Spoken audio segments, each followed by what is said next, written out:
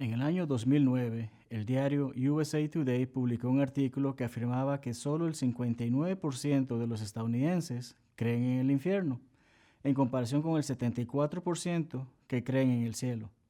El artículo continúa hablando acerca de un taller para predicadores sobre el tema ¿Qué pasó con el infierno?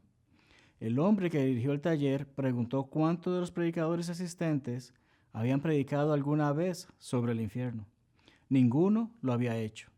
Procedió a decir lo siguiente: los predicadores evitan el tema de la condenación eterna. Es debido a la presión cultural el no hablar nada negativo.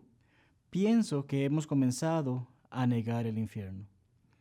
En este estudio vamos a hablar del infierno y vamos a hacerlo respondiendo a 3 preguntas. ¿Qué es el infierno? ¿Qué no es el infierno? ¿Y cómo va a ser el infierno para los que van allí? Dejaremos que sea la Biblia la que nos describa este horrible lugar. ¿Qué es el infierno? ¿Sabes? Hay un gran malentendido sobre el infierno. Para algunas personas, su conocimiento del infierno no se extiende más allá de las caricaturas que veían como niños. Ellos imaginan el infierno como la casa del diablo, donde se sienta con una olla roja hirviendo y una especie de tridente. Otras personas piensan que infierno es simplemente un término que se utiliza figurativamente en la Biblia. Otros piensan en el infierno como un breve periodo de sufrimiento donde luego una persona es quemada y deja de existir.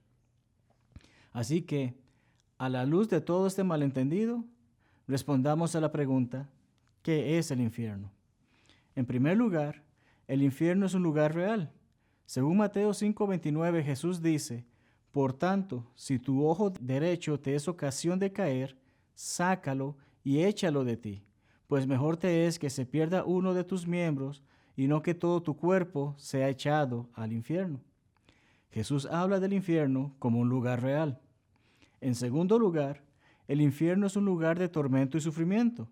De acuerdo con lo escrito según Mateo 10:28, Jesús dijo: y no temáis a los que matan el cuerpo, mas el alma no pueden matar.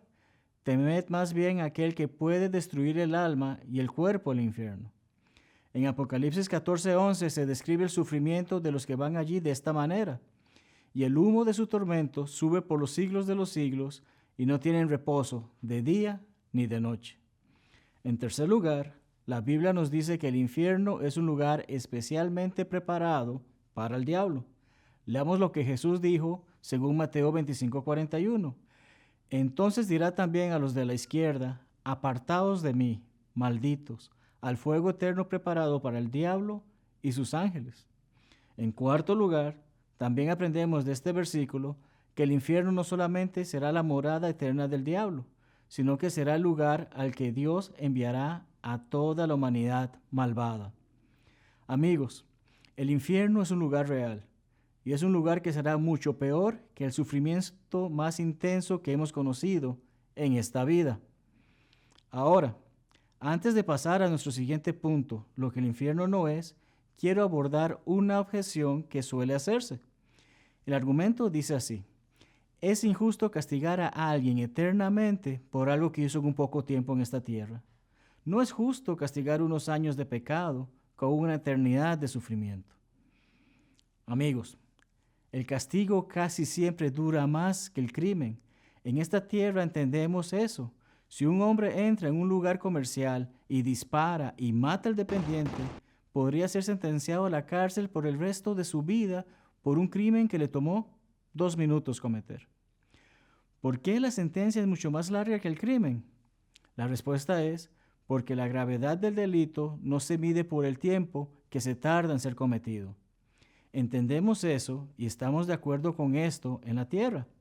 Y cuando una persona admite esto, su argumento de que el infierno es demasiado largo se vuelve contraproducente. En segundo lugar, es interesante que la gente argumente que es injusto castigar a alguien para siempre por los pecados cometidos en poco tiempo, pero nadie argumenta que es injusto recompensar a los hombres para siempre. Verás, el argumento es emocional y realmente no trata de forma justa con el tema. El cielo y el infierno deben caminar y caer juntos, porque ambos se basan en la justicia y la misericordia de Dios. Y cuando alguien dice: no puedo seguir a un Dios que enviaría a los hombres al infierno eternamente? Está olvidando los esfuerzos extensos que Dios hizo para evitarlo. Dios envió a su Hijo, un miembro de la deidad misma murió, siendo crucificado a manos de su propia creación para tratar de mantener a los hombres fuera del infierno. Pero aún con todo eso, Dios no obliga a los hombres a ir al cielo. En el análisis final, Él permite a los hombres elegir. Lamentablemente, algunos eligen el infierno. Pues bien, punto número 2. ¿Qué no es el infierno? La palabra infierno en realidad aparece 13 veces tanto en la Reina Valera 1960 como en la Biblia de las Américas. Una de esas 13 ocasiones no se refiere a lo que estamos estudiando en esta lección. En otras traducciones, tanto antiguas como recientes, encontramos la palabra infierno en mayor cantidad de ocasiones. En el idioma griego encontramos 3 palabras diferentes que en la historia han sido traducidas como infierno en nuestro idioma español. Esta acción tomada por los traductores ha causado mucha confusión. Y así deseo enumerar para ustedes estas 3 palabras. Y luego hablaremos brevemente de lo que cada una significa. Primero hablaremos de la palabra Hades. En traducciones antiguas, como la Reina Valera antigua, el término griego Hades fue usualmente traducido como infierno. Sin embargo, el Hades no es el lugar de castigo eterno. Hades es el lugar donde todos los hombres van a morir. Al morir, los justos que mueren van al Hades. Los impíos que mueren van al Hades. Hades es simplemente un área de retención para los espíritus incorpóreos hasta el día del juicio. Debido a esto, Hades a veces se usa indistintamente para referirse a la muerte. Es por esto que al leer Mateo 16:18, cuando Jesús prometió edificar su iglesia, dijo que las puertas del Hades no prevalecerían contra ella. Algunas traducciones antiguas traducían esta palabra como infierno, pero simplemente es la palabra Hades. Lo que este pasaje significa es que la muerte no impedirá ni detendrá su reino. Mismo caso ocurre al leer Hechos 2:31 en la Reina Valera antigua. La Biblia dice que el alma de Cristo no fue dejada en el infierno. Este no es, sin embargo, el lugar del castigo eterno, sino que se trata de la palabra griega Hades, como leemos en la versión 1960. Al Jesús morir, su espíritu entró en el Hades, específicamente en la zona del Hades conocida como el paraíso, Lucas 23:43. En segundo lugar, tenemos la palabra tártaros. Una forma de esta palabra aparece en 2 de Pedro 2:4, que dice así: porque si Dios no perdonó a los ángeles que pecaron, sino que arrojándolos al infierno los entregó a prisiones de oscuridad para ser reservados al juicio. La palabra infierno en este versículo, una vez más, no es el lugar de castigo eterno. Muchos lo creen como la parte del Hades donde los hombres impíos van a esperar el día del juicio. Es el lugar llamado tormentos, según Lucas 16. Otros creen que es un lugar especial en el que los ángeles que pecaron y fueron expulsados esperan. De cualquier forma, no es una referencia a los fuegos internos del infierno, Gehenna. Creo que el primer punto de vista es la respuesta correcta, que es una referencia al compartimiento del Hades, donde los inicuos van a esperar el día del juicio, el lugar al que en Lucas 16 se refiere como un lugar de tormentos, pero no es el lugar del castigo eterno. Finalmente está la palabra Gehenna. Este es el lugar del que estamos estudiando en esta lección. Es el lugar del castigo eterno. Es el lugar correctamente llamado infierno. Y esta palabra se utiliza 12 veces en el Nuevo Testamento. 11 de esas ocasiones fue utilizada por nuestro Señor Jesucristo. Muy bien, pasemos a nuestra tercera pregunta. ¿Cómo va a ser el infierno? Para ayudarnos a comprender este lugar tan horrible, quiero listar 7 horrores del infierno. El primero de ellos, el horror de la oscuridad. El inspirado Judas habla de personas que viven lejos de Cristo, siendo como fieras ondas del mar, que espuman su propia venganza. Como estrellas errantes, mira lo que dice el escritor, algo sumamente importante, para las cuales está reservada eternamente la oscuridad de las tinieblas. Judas 13. ¿No es esto interesante? Según Mateo 25:30, el amo, al tratar con su siervo inútil, dijo que éste debía ser echado a las tinieblas de afuera. ¿Puedes ver cómo esto se intensifica? No se trata de una simple oscuridad, sino la oscuridad de las tinieblas. Y no solamente es la oscuridad de las tinieblas, sino que trata de las tinieblas de afuera. El infierno es el lugar más alejado de la fuente de luz. Una vez escuché a un predicador decir que él solía preguntarse por qué el infierno tenía que ser oscuro. Quizás sea porque leemos en 1 Juan 1:5, Dios es luz y no hay ningunas tinieblas en él. Santiago se refiere a Dios como el Padre de las luces, Santiago 1:17. Pero como puedes ver, Dios no está en el infierno. Él no estará allí para escuchar tus súplicas constantes en tormento. Él no estará allí mientras gritas y suplicas por misericordia. Pareciera ser que los seres humanos nacemos con un miedo innato a la oscuridad. Los niños, casi desde el principio de sus vidas, tienen miedo de estar en la oscuridad.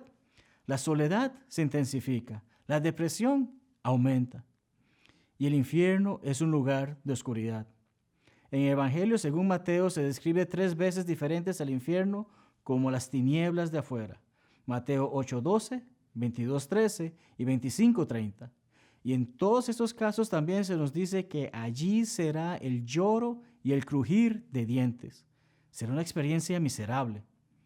Muy bien, el segundo horror es el horror del fuego. El infierno arde en fuego. En Mateo 25 tenemos una visión del día del juicio por venir. El Señor divide a la humanidad a su derecha y a su izquierda. Y a los de su izquierda dice, apartaos de mí, malditos, al fuego eterno preparado para el diablo y sus ángeles. Mateo 25:41. El segundo horror sobre el infierno es el horror de quemarse con fuego eternamente. Pues bien, algunas personas exponen el concepto de que en el infierno simplemente serás quemado y dejarás de existir. A este concepto se le llama aniquilacionismo. Significa que eres aniquilado o destruido por el fuego y ya no estás más. Pero la Biblia no enseña esto. Escucha el siguiente pasaje. Leamos juntos Marcos 9, 43 y 44. Si tu mano te fuera ocasión de caer, córtala. Mejor te es entrar en la vida manco que teniendo 2 manos ir al infierno, al fuego que no puede ser apagado, donde el gusano de ellos no muere y el fuego nunca se apaga. El infierno se describe como el lugar donde el gusano no muere. ¿Qué quiere decir eso? Normalmente, cuando una persona muere, los gusanos consumen el cuerpo y entonces el proceso de destrucción ha finalizado. Pero no es así en el infierno. Allí nunca termina este consumo. La idea aquí expresada es que nunca termina. Te estarás quemando en el fuego y este proceso nunca terminará. Y repetidamente en este capítulo, el Señor se refiere al infierno como el lugar donde el fuego no puede ser apagado. Querido amigo, uno de los grandes horrores del infierno es que sus ocupantes arderán en fuego. Hay numerosas veces en el Nuevo Testamento en que el infierno está conectado con el fuego, pero ninguno de esos pasajes habla de que sea metafórico o simplemente en un sentido figurado. En otras ocasiones encontrarás en la Biblia donde se usa esta terminología como de fuego o como fuego, pero no se usa de esa manera en referencia al infierno. En esos casos es simplemente fuego. Es así como leemos en Apocalipsis 21:8, pero los cobardes e incrédulos, los abominables y homicidas, los fornicarios y hechiceros, los idólatras y todos los mentirosos tendrán su parte en el lago que arde con fuego y azufre, que es la muerte segunda.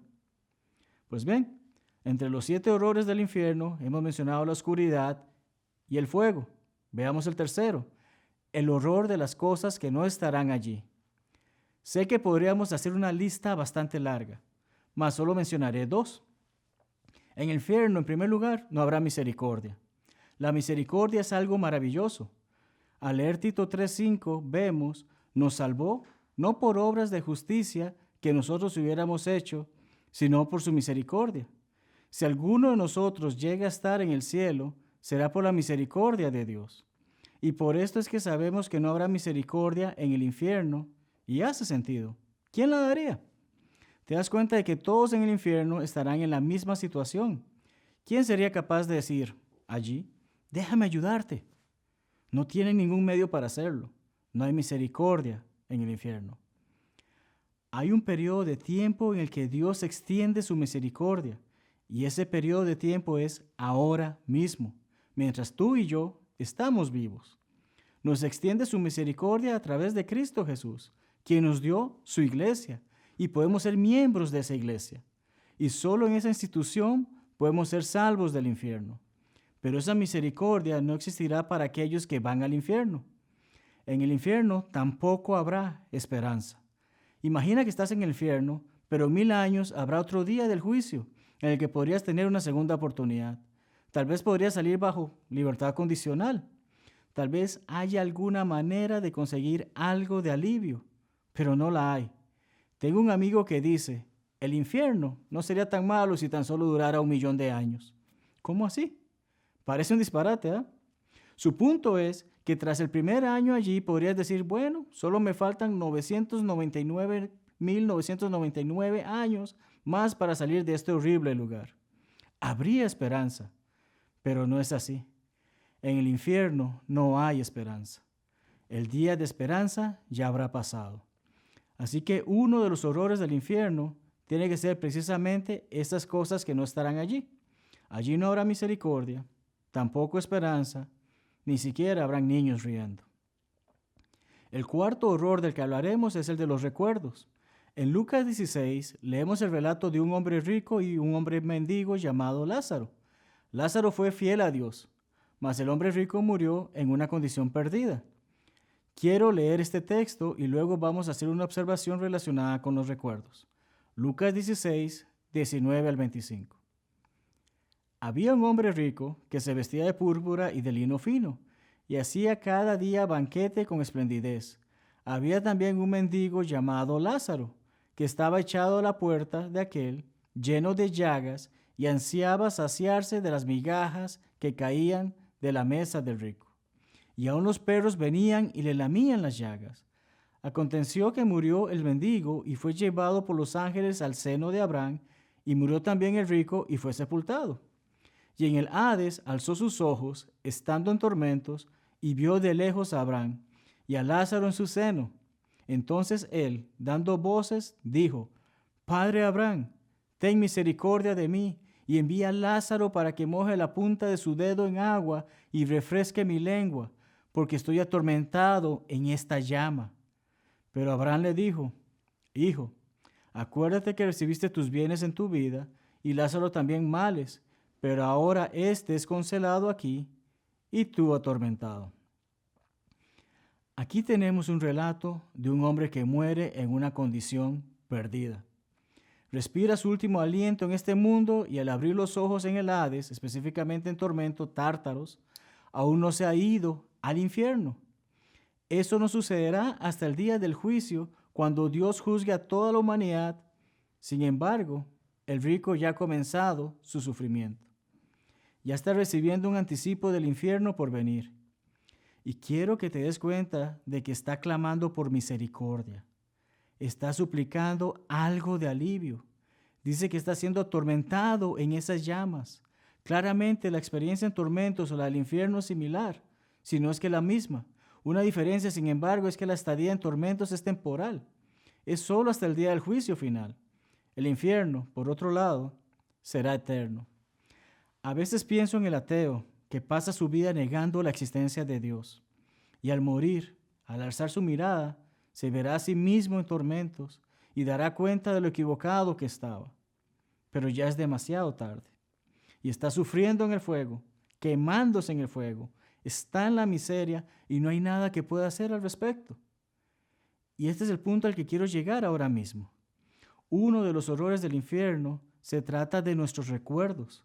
Cuando el hombre rico clamó por misericordia, Abraham le responde, Hijo, acuérdate que recibiste tus bienes en tu vida y Lázaro también males, pero ahora estés consolado aquí y tú atormentado. Él usa la palabra acuérdate. ¿Qué tipo de cosas recordaba? De hecho, hay una mejor manera de preguntar esto, porque debes aceptar el hecho de que este hombre rico del que se habla en Lucas 16 todavía está siendo atormentado hoy. Está allí ahora mismo. No es como si esto ocurriera cuando Jesús caminaba por la tierra y ahora está fuera de ese lugar. Él está allí en este preciso momento. Por lo tanto, creo que la mejor manera de preguntarlo es, ¿qué tipo de cosas todavía recuerda hoy? Sospecho que recuerda su prosperidad física. La Biblia lo llama un hombre rico. Sospecho que recuerda a la gente que lo rodeaba y a quienes podría haber bendecido con esa prosperidad, pero no lo hizo. Sospecho que recuerda su egoísmo. Sospecho que recuerda el conocimiento que tenía en ese momento sobre cómo obedecer a Dios. Pero él estaba demasiado ocupado. Había otras cosas. Sospecho que recuerda personas que eran justas y que de vez en cuando ellos le exhortaban y cómo él se sentía acerca de ellos.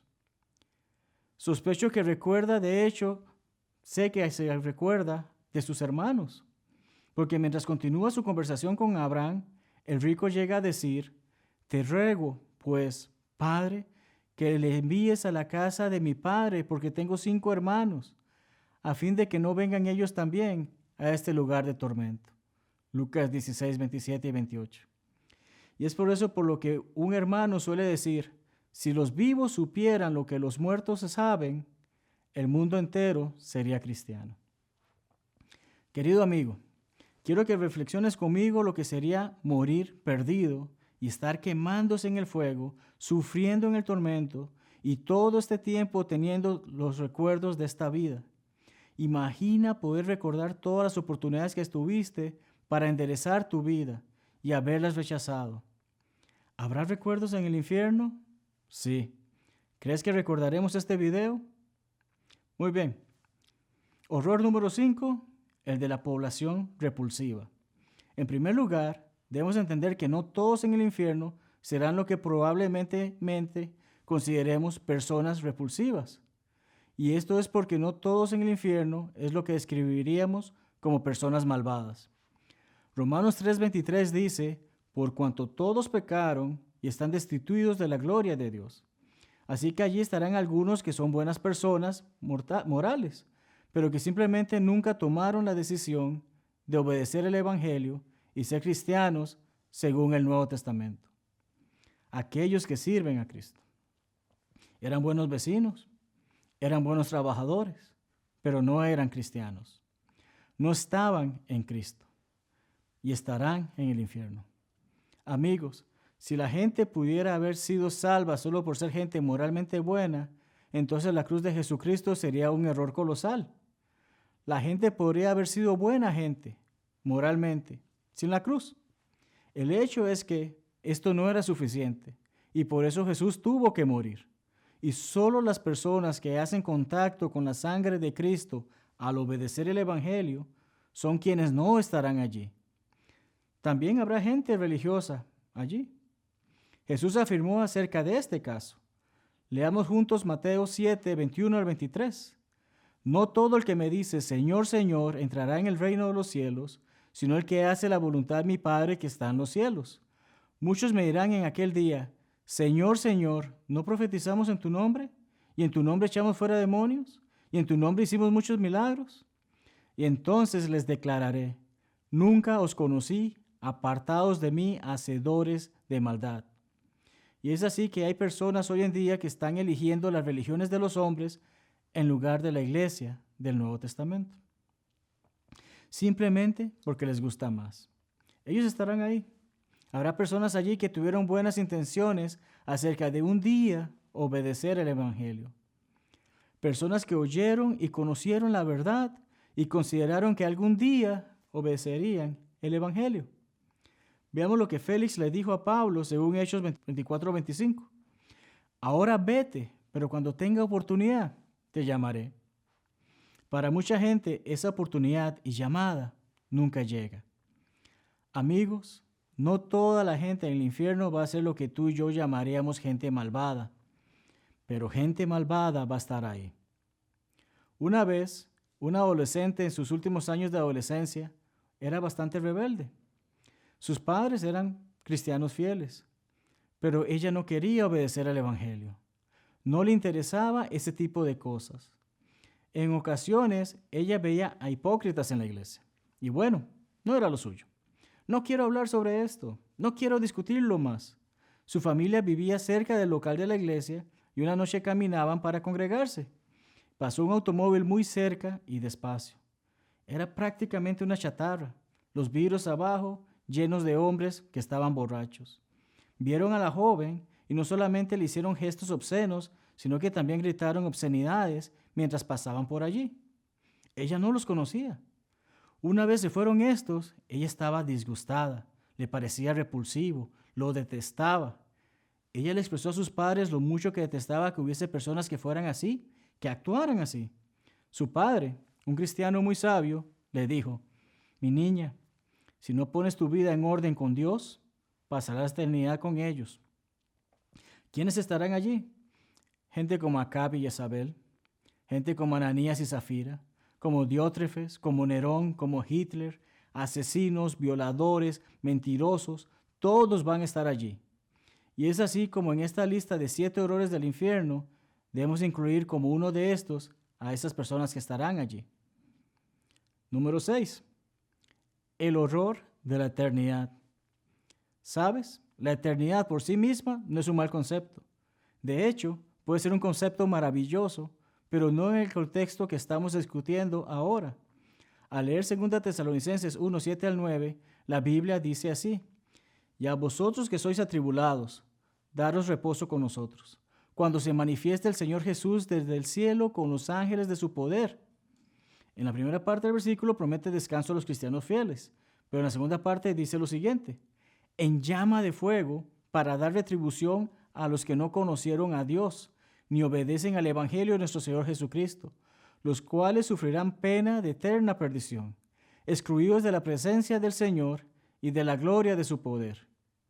A veces nos suceden cosas incómodas y nos preguntamos: ¿cuánto tiempo va a tomar esto? Porque estamos esperando hasta el final. Un estudiante quizás piense: solo faltan 4 años para terminar esto. Un prisionero quizás piense: en 20 años saldré libre de aquí. Sin embargo, la eternidad no tiene fin. Sé que no puedes comprender esto y ciertamente ninguno de nosotros puede. Nunca hemos experimentado algo así. Todo lo que conocemos en este mundo tiene un principio y un fin. Piensa en esto: tormento sin fin. Tengo que decirte que la idea de morir como alguien perdido y el saber que habrá un mañana y un día siguiente y un año siguiente y 1.000.000 de años siguientes, en simples palabras, un para siempre y por siempre, en el que el tormento nunca termina, me enferma el estómago. Amigo, me hace pensar: haré todo lo que tenga que hacer para que mi vida sea correcta con el Señor. Si muero perdido, no habrá cambio. No habrá una segunda oportunidad. A la luz de esto, ¿qué podría retenerte para enderezar tu vida? Número 7. El horror de no estar solo. Ahora quizás digas: ¿cómo puede ser este uno de los horrores del infierno? ¿Te imaginas lo que sería estar en el infierno y tener gente a tu alrededor y escuchar los gritos tras de ti y darte cuenta de que es alguien sobre quien tú tuviste algún tipo de influencia? Ese es mi hijo y lo crié a la edad adulta, pero lo crié para creer en el mundo y las cosas allí eran más importantes que la vida después de la muerte, que las cosas materiales eran más importantes que las cosas espirituales. ¿Te imaginas lo que sería no estar solo allí y saber que usaste tu vida para traer a tus seres queridos a este lugar y no al cielo? Amigos, estos son los 7 horrores del infierno. Y en vista de estas cosas hay 2 preguntas penetrantes, las cuales leemos en Marcos 8, 36 y 37. ¿Qué aprovechará al hombre si ganare todo el mundo y perdiere su alma? ¿O qué recompensa dará el hombre por su alma? Ciertamente son poderosas preguntas, ¿verdad? ¿Sabes? Yo merezco ir al infierno y tú también mereces ir allí. Al leer Romanos 3:23 dice: todos pecaron y están destituidos de la gloria de Dios. Y es así como todos merecemos ir al infierno, pero no tiene que ser así, porque el Señor nos ha proporcionado una manera de escapar de eso. Por su gracia dio a su Hijo y nos extiende el plan de salvación del Evangelio. Efesios 2:8 dice: Porque por gracia sois salvos por medio de la fe, y esto no de vosotros, pues es don de Dios. Ahora, la pregunta es, ¿cómo puedo ser partícipe de la bendición de esa gracia? La respuesta es que puedes hacerlo al obedecer el plan de salvación del Evangelio y así llegar a ser miembro del cuerpo de Cristo, que es la iglesia de Cristo. Efesios 1, 22 y 23. El plan de salvación del Evangelio enseña que el hombre debe oír y creer el Evangelio.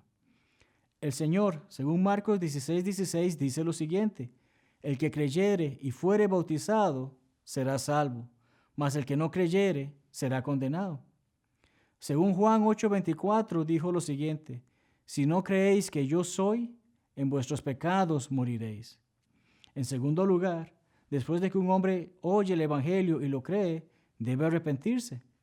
En el día de Pentecostés, Pedro le dijo lo siguiente a la gente, tal como está registrado según Hechos 2:38.